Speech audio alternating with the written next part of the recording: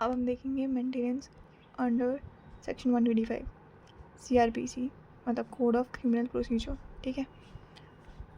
Under Section 125 of Code of Criminal Procedure 1973, now substantially retained in Section 144 of the भारतीय नागरिक सुरक्षा संहिता 2023. ठीक है. Provides a speedy summary and secure remedy for maintenance. ठीक है. It is not based on personal law, it applies to all religion. ठीक है. जैसे यूनियन सिविल कोड. ठीक है.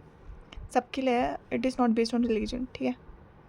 The ऑब्जेक्टिव देखते हैं इसके. The purpose of section 125 is to prevent vacancy and destitution मतलब प्रिवेंट पॉवर्टी मतलब अगर कोई बहुत ही बुरी हालत में है तो उसको प्रिवेंट करना. ठीक है.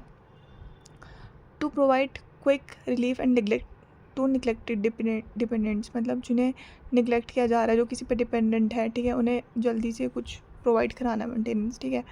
It is a measure for social justice. ठीक है. मतलब सबको इक्वालिटी हो, सबके पास इक्वल वो हो साधन खाने का. ठीक है.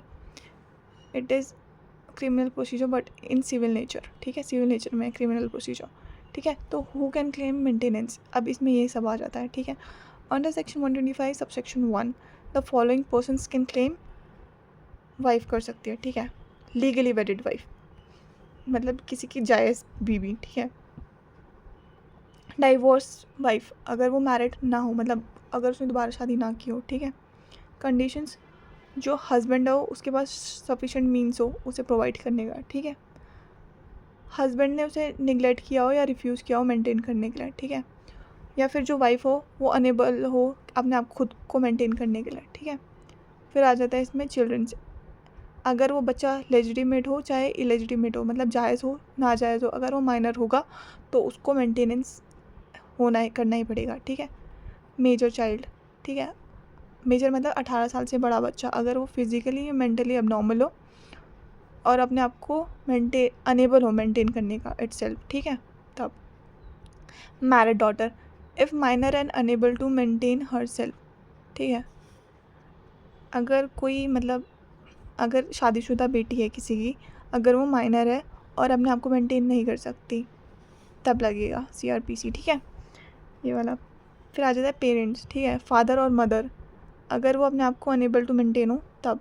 और जो चाहे बेटा हो चाहे बेटी हो दोनों लायबल होते हैं मेंटेनेंस के लिए. ठीक है. अब इसके एसेंशियल्स देख लेते हैं.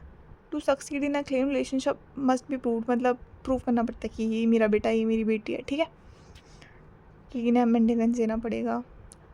अब मेंटेनेंस भी तभी क्लेम कर सकते हैं अगर किसी ने निगलेक्ट किया हो या रिफ्यूजल किया हो. अगर किसी ने मना ही नहीं किया तुम जाके कोर्ट में पहुंच जाओ कि इसने मेरे को नहीं दे रहा ये वो सो. ठीक है. पहले प्रूव करना पड़ता है. ठीक है. मस्ट बी शोन दिखाना पड़ता है कोर्ट में. Claimant must be unable to maintain himself. जो क्लेम कर रहा है वो खुद ऐसा नहीं कि उसके पास भरपूर हो तभी भी बोल रहा है कि ये इनको मेरे को पैसे देना पड़ेगा. तो अगर वो अपने आप को अनेबल हो तो टू मेंटेन देमसेल्फ तब. ठीक है. और जो रिस्पोंडेंट हो मतलब जिसके अगेंस्ट कंप्लेन की हो वो भी उसके पास भी सफिशिएंट मीन्स होना चाहिए उसको देने के लिए. ठीक है. अब आ जाता है क्वांटम ऑफ मेंटेनेंस मतलब क्या क्या कंसीडर किया जाता है.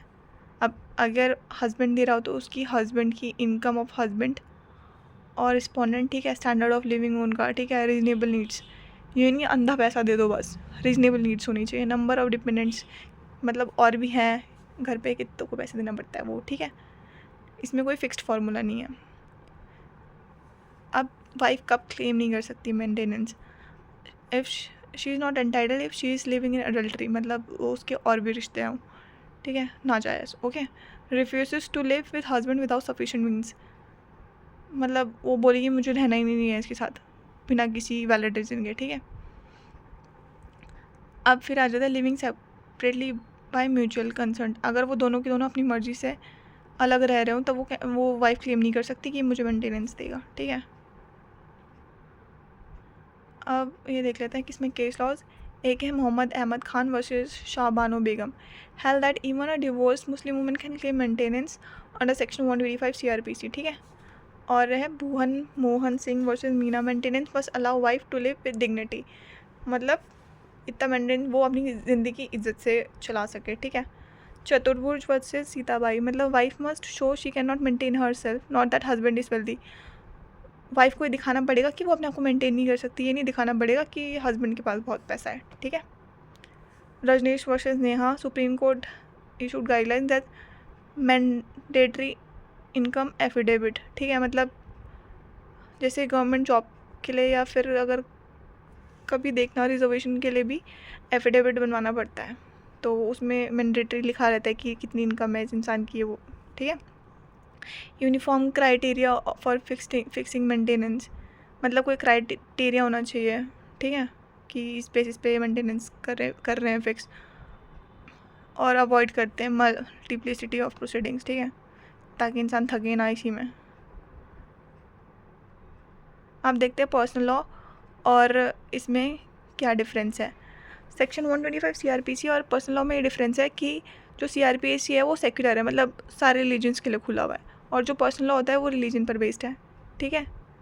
पर्पस क्या है इसका, प्रिवेंट डिस्ट्रीब्यूशन, मतलब अलग अलग वो नहीं होता कि ये डिफ्रेंशिएट नहीं करता लोगों में, ठीक है। अब और जो रेगुलेट है वो फैमिली राइट्स के लिए होता है पर्सनल लॉ, ठीक है। स्पीड इसकी समरी है, उसकी रेगुलर सिविल प्रोसीडिंग्स चलती रहती है, ठीक है। एप्लीकेबल टू ऑल रिलीजन्स, जो सेक्शन 125 सीआरपीसी है, और वो पर्सनल लॉ स्पेसिफिक कम्युनिटी के लिए है। इसमें इतना ही। Thank you guys.